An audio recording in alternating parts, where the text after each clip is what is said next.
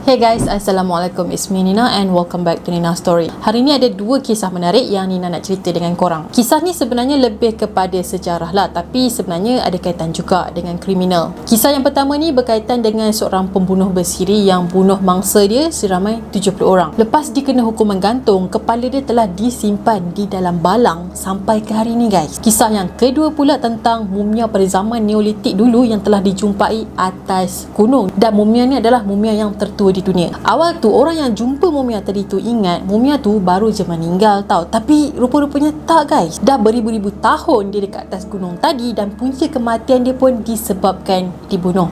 Jadi kalau korang nak tahu macam mana full story tentang kisah ni, korang kena tengok video ni sampai habis lah. And so without wasting any time, let's get started.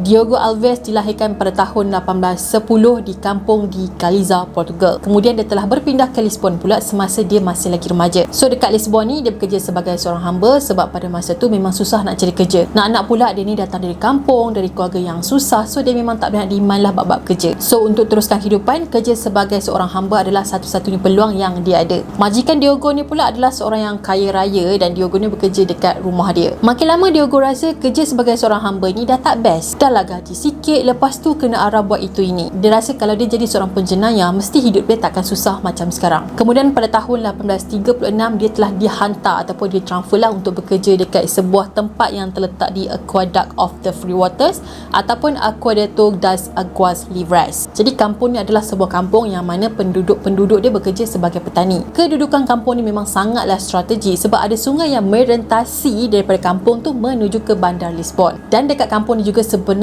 si Diogo ni telah melakukan banyak pembunuhan dan dia telah menjadi pembunuh bersiri. Dan dia juga telah dijatuhkan hukuman mati kerana telah menjadi pembunuh bersiri yang pertama dekat Lisbon. So, macam mana dia target mangsa-mangsa dia? Macam yang Nina beritahu awal-awal tadi, penduduk dekat kampung ni bekerja sebagai petani. So, diorang ni mestilah nak jual hasil tanaman diorang kan? Jadi, untuk menjual hasil tanaman diorang akan ke bandar Lisbon. Dan pada masa inilah, si Diogo tadi telah target petani-petani yang keluar masuk ke bandar Lisbon.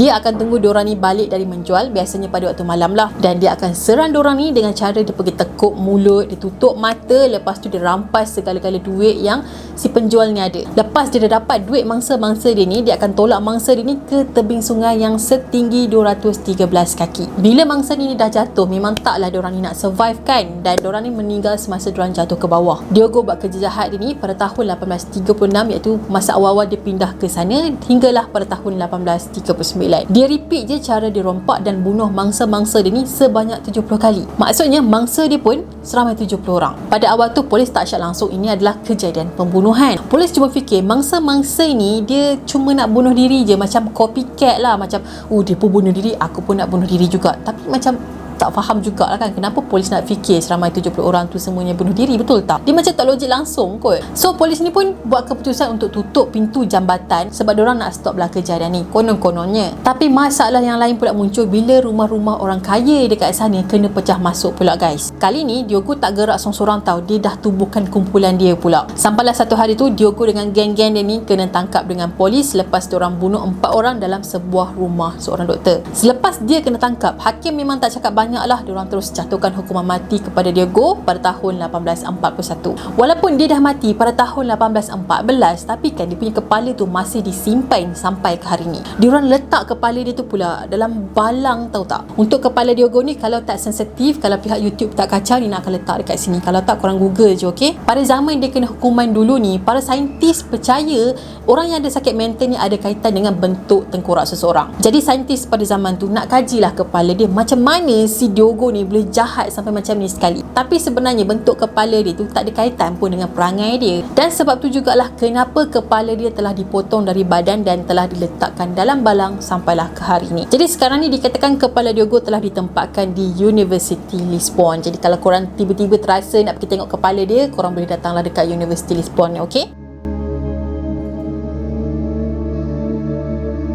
Dua orang hackers Jerman yang bernama Erika dan juga Simon telah menjumpai Ozzy the Iceman pada tahun 1991 di Gunung Alps di Austria. Pada awal tu, dua hackers ni fikir dia adalah orang yang baru mendaki gunung lepas tu meninggal sebabnya keadaan dia masih lagi elok, tahu tak? Rupa-rupanya selepas disiasat dengan lebih mendalam, Dia tu adalah mangsa pembunuhan yang berusia 5,300 tahun. Dia dipercayai dibunuh pada zaman Neolitik di atas gunung sebelum jasad dia telah dimumiakan secara semula jadi. Masa hikers Jerman tadi terjumpa Ozzy kan, cuma bahagian bahu dan kepala dia je yang terkeluar daripada salji. Lepas tu bahagian dada sampai ke bawah ni dilitupi oleh salji dan keadaan dia masa tu dalam keadaan yang menarap. Disebabkan diorang berdua ni tak tahu yang Ozzy ni adalah mumia dan barang bersejarah, diorang memang beria gila nak keluarkan dia. Benda pertama yang diorang buat adalah diorang call dulu pihak penyelamat Austria dan beritahu pasal Ozzy. Bila dah sampai, tim penyelamat ni pun telah menggunakan tukul besi untuk keluarkan Ozzy ni dari ais. Kesannya mumia Ozzy tadi ni telah rosak di bahagian punggung dan juga paha sebab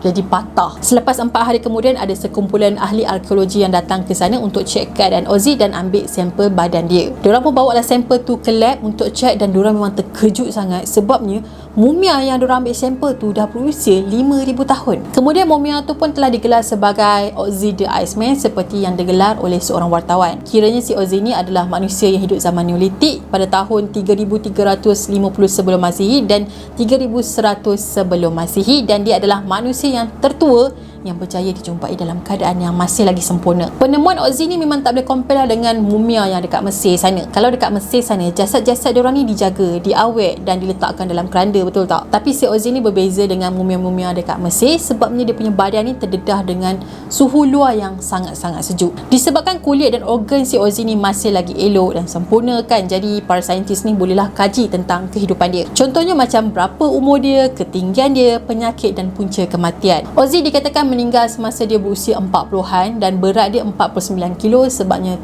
dia pun tak besar, mana kurus kan kalau kita tengok gambar dia. Manakala ketinggian dia pula adalah 5 kaki 3 inci. Dalam perut dia pula ada parasit, ulcer perut, radang perut dan Lyme iaitu penyakit yang dibawa oleh bakteria. Dalam perut dia juga ada macam-macam jenis terbunga dan saintis percaya yang dia ni telah travel di ketinggian yang berbeza dekat gunung tadi sebelum dia meninggal. Lepas tu dekat kulit dia ni pula ada 61 tatu yang dibuat dengan menggosok arang ke dalam luka-luka yang kecil. Walaupun para saintis ni dapat kaji kehidupan si Ozzy kan, tapi sebenarnya diorang masih lagi tak tahu punca kematian dia. Selepas sedekat kemudian barulah diorang dapat tahu punca kematian Ozzy selepas diorang buat X-ray. Sebenarnya ada sesuatu macam kepala anak panah yang tertusuk dekat bahagian bahu dia. Sampailah pada tahun 2012 satu laporan telah dikeluarkan macam mana si Ozzy ni boleh meninggal. Sebenarnya dia dipercayai telah ditembak oleh seseorang yang memang dendam dengan dia ataupun memang si Ozzy ni kenal dia. Sebabnya semasa mumia dia dijumpai, barang-barang peribadi dia masih ada dekat situ, tak dicuri oleh sesiapa. So diorang percaya yang si Ozzy ni telah diserang oleh orang yang dia kenal. Selepas Ozzy dikeluarkan daripada Gunung Alps tadi, ada satu kejadian yang diorang percaya yang mana si Ozzy ni telah menyumpah. Salah seorang pendaki gunung Jerman yang terjumpa mumia Ozzy ni kan telah meninggal semasa terjadinya ribut salji pada tahun 1991. Lepas tu jasad dia ni telah tertimbus bawah salji tak jauh dari tempat si Ozzy telah dijumpai sebelum ni. So diorang percaya yang Ozzy ni telah pun menyumpah Simon sebab Simon telah kacau dia dulu. Sekarang ni mumia Ozzy ada dalam freezer di Museum Arkeologi di Brazil dan dikatakan 10 hingga ke 15 orang saintis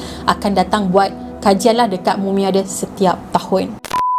So guys, itu sajalah perkongsian Nina untuk hari ni tentang seorang penjenayah yang telah membunuh seramai 70 orang. Lepas tu kepala dia telah dipotong dan disimpan di dalam balang. Konon-kononnya pada zaman tu diorang percaya orang jahat ni berpunca daripada bentuk kepala tengkorak dia. Dan cerita yang kedua pula adalah tentang mumia yang telah dijumpai 5,300 tahun berada atas gunung. So Nina harap korang sukalah dengan perkongsian Nina tadi, dan kalau korang ada apa-apa cadangan korang boleh komen dekat bawah, okay? And that's it for today. Dan Nina harap korang suka dengan video-video yang Nina kongsikan tadi. Kepada korang yang belum lagi subscribe channel Nina, korang boleh subscribe di bawah dan turn on notification juga, dan kita akan jumpa lagi in next video. Bye, Assalamualaikum.